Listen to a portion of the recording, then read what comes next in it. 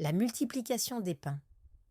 Un jour, alors que Jésus venait d'apprendre une bien triste nouvelle, il monta dans une barque avec ses disciples pour partir de l'autre côté du lac de Galilée, à un endroit où il serait seul et pourrait se reposer. Mais les foules qui suivaient Jésus pour l'écouter comprirent où Jésus voulait aller et décidèrent de les suivre en marchant tout en se dépêchant pour y arriver avant eux. Vite, vite! Il y avait des familles, des enfants sur les épaules de leurs parents, des grands-mères appuyées sur leurs bâtons, des bébés dans les bras. Des gens malades, des gens tristes, des gens curieux. Tous ces gens venaient de loin pour écouter Jésus.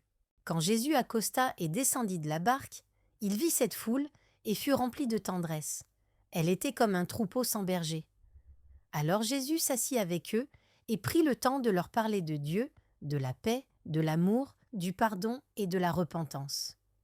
Il soigna les malades et les gens restèrent là toute la journée. Mais bientôt, il se fit tard. Les disciples de Jésus commencèrent à s'inquiéter. « Il y a beaucoup de monde, dirent-ils. Ils ont faim.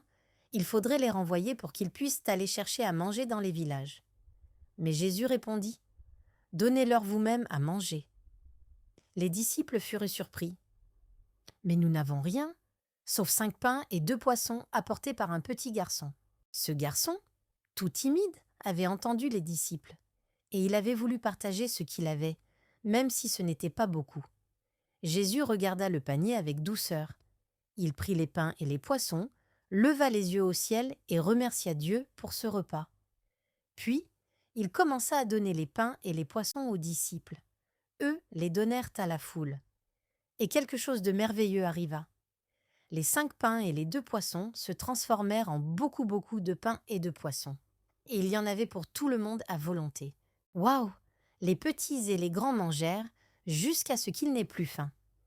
Et quand tout le monde eut fini de manger, on ramassa les restes qui remplirent encore 12 grands paniers. Les gens étaient émerveillés. Ils comprirent que Jésus était vraiment envoyé par Dieu. Et ils repartirent le cœur rempli de joie. Morale de l'histoire. Quand on donne avec amour, même un petit geste peut devenir une grande bénédiction. Avec Dieu, rien n'est impossible. Il suffit d'un cœur généreux et disposé à aider les autres. Et parfois, ça peut nous demander de mettre de côté nos propres envies pour aider les autres et leur accorder du temps.